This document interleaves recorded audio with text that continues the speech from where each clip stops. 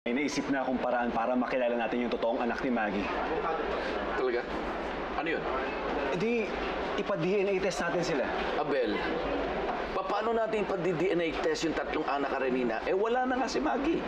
Oo nga, Uncle, wala na si Maggie. Pero may tatay naman yung bata sigurado eh. Bakit di natin pahanap si Brent? Hindi ko kilala yung Brent na yun. At hindi ko alam may tsura nun. At saka isa pa, inilihim ni Maggie yung relasyon niya sa lalaking yun eh. Oo, Uncle, pero si Ruth, kilala niya si Brent. Eh, siya nagpakilala doon sa dalawa eh. Kausapin ko si Ruth. Baka alam niya kung nasa si Brent eh. Bayaran ng lahat ng bills niya. Carmela! Tapos ito yung pag- Carmela! Oh, hi! Mabuti naman at maaga kang napauwi. Alam mo, may magandang naisip na idea si Abel. Idea? Anong idea? Kung paano natin matutukoy ang tunay nating apo. Sir Nan, baka mamaya ma-disappoint na naman tayo. Parang balat lang yan eh. Carmela, mas reliable to. Ipahanap natin si Brent. Si Brent? Yung boyfriend ni Maggie? Oo. Kung sino dun sa tatlo ang magmamatch sa DNA ni Brent, siya ang tunay na anak Karenina. Well, that's a good idea, pero paano natin mahanap yung Brent? Don't worry. Si Abel ang bahala doon. Magpapatulong siya kay Ruth dahil si Ruth ang kakilala ng Brent. Sana mahanap natin. Positive thinking lang yan. Teka, hindi ko napapansin si Karen.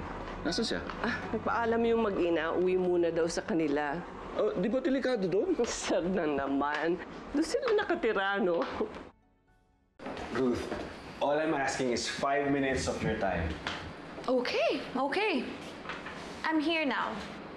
So go. Please, sabihin mo na sa akin nasa si Brent. Ruth, ikaw lang may kilala sa kanya eh. Di ba ikaw nga yung naging tulay nila ni Maggie? Ruth, kailangan ko lang ng lead. Please, tulungan mo naman ako. Or isipin mo na lang ginagawa natin to para kay Uncle Sir at kay Auntie Carmela. Okay. Fine. The truth is, nagkatar si Brent. Nag-OFW.